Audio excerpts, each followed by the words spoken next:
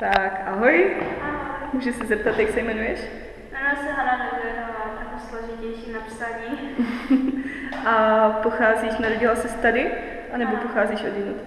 Narodila jsem se tady, ale jsem Vietnamka. Tvoje rodina pochází z Vietnamu, teda takhle to je. A když žijete tady u nás, tak dodržujete třeba nějaké české tradice? Vánoce a Velikonoce jenom. Jasně. A vietnamské? Ano, to souvisí spíše s buddhismem než s Vietnamem. Takže a můžeš nám nějakou třeba popsat, jenom úplně v krátkosti, jestli tě teď nějaká napadá?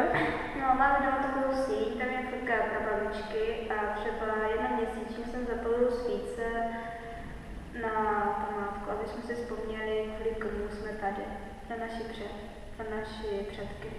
To je moc hezké. Tak a poslední otázka. Setkala ses někdy s nějakými negativními ohlasy vzhledem ke svému nečeskému původu? Nebo že kvůli svému vzhledu spíše?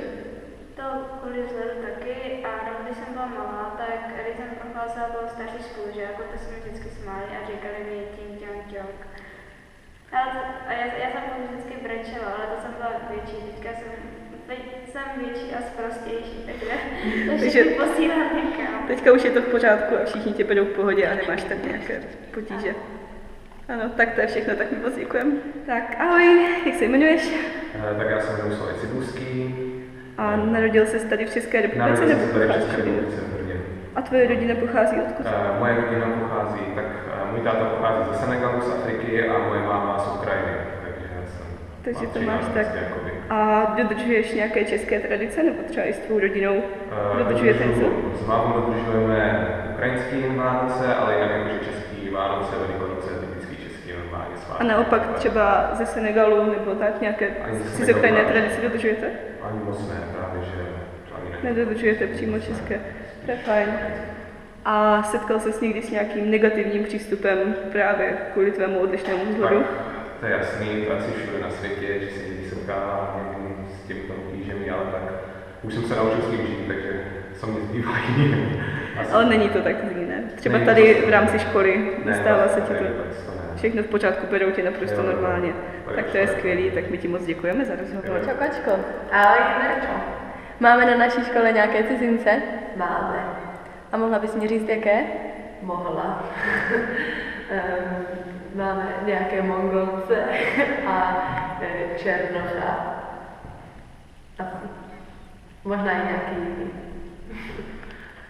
Tak ahoj, myslíš si, že máme na škole nějaké cizince? Tak jako to jo, určitě máme. Mám spolužačku dokonce, která narodila se v Česku, ale rodiče jsou z Vietnamu.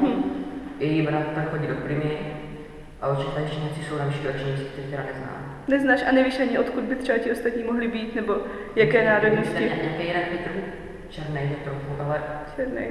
nevím vůbec odkud čer. Tak jo, tak to je všechno, my ti děkujeme. A zvládla bys odhadnout, kolik jich tak je tady? Nebo jakého původu? Bo jenom 100%, možná bo ještě jedné slečny, takže vodu musím si jistá. O dvou a víš, odkud jsou? No jeden je z Česka, ale je černý, takže má předky z Afriky. A ještě mám doma z Ukrajiny, nebo od Ukrajiny. Nějak. A ta slečna, ty bych si měla někdy, že... Ahoj, myslíš si, že máme na naší škole nějaké cizince? Jo. Víš? A víš jaké, nebo odkud? Afrika, Vietnam.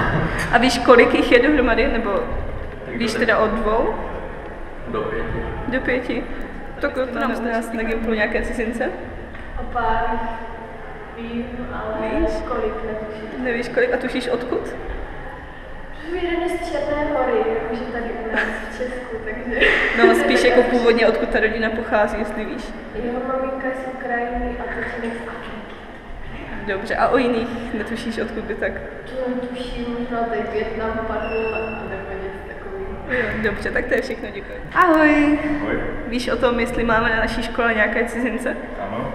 Víš a víš jaké?